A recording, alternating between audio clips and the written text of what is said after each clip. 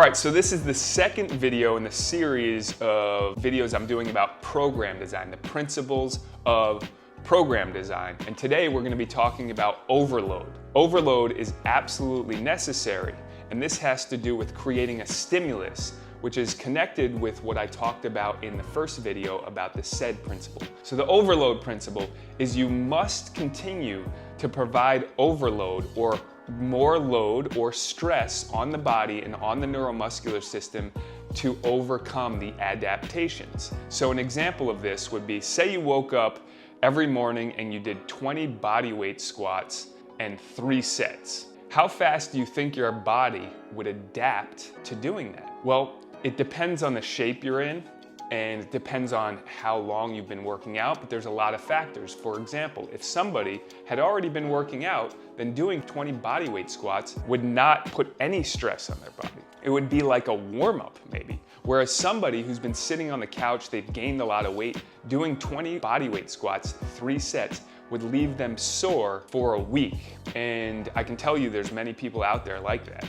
So if somebody was sore for a week from doing 3 sets of 20 reps, they overdid it. And that has to do with another principle which we're gonna talk about. So they did too much too soon, and now they need recovery. So you're gonna start to see these videos connect, because all these principles connect, and when they're combined in the proper way, you will see amazing results provided you're following these principles. So the overload principle is providing greater stress or load on the body than it's normally accustomed to handling. You must continue to stimulate the neuromuscular system so that it avoids getting accustomed to what it's been doing. Now, this is an important concept to understand because most people don't understand this. Now, I created a training system at my facilities called EarthFit that made it impossible for your body to adapt, right? So we're always changing one variable at a time, right? It might be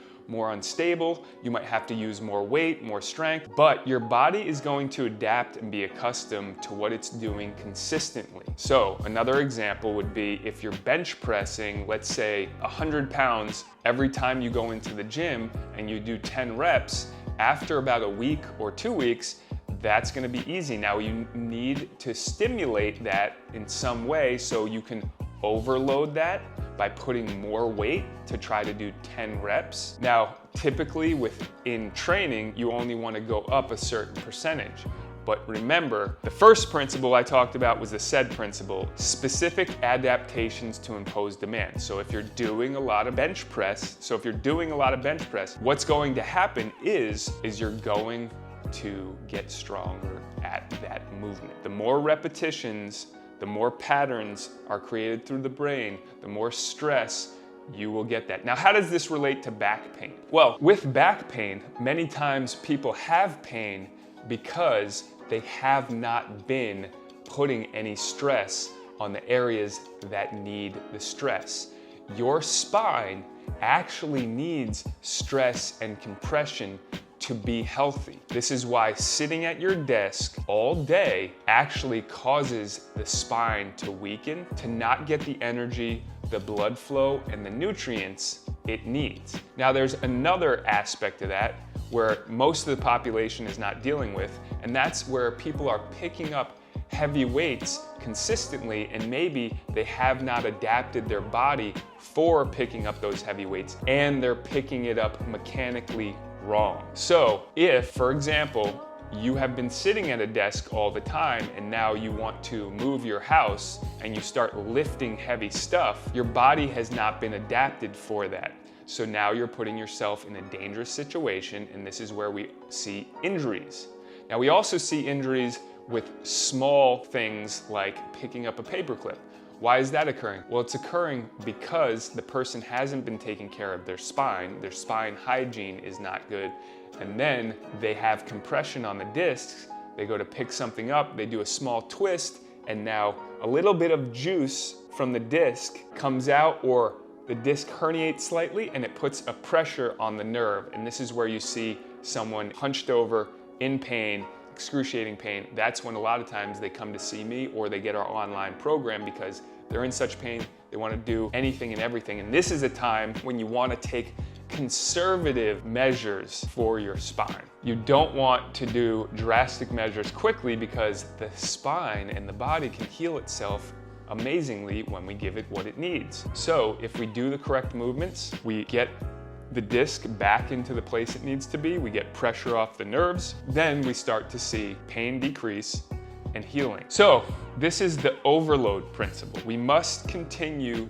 to stimulate the neuromuscular system a little bit more as time progresses when we're doing our training. So this is why training for life is so important, because you never know when you may encounter something where you have to use strength and force.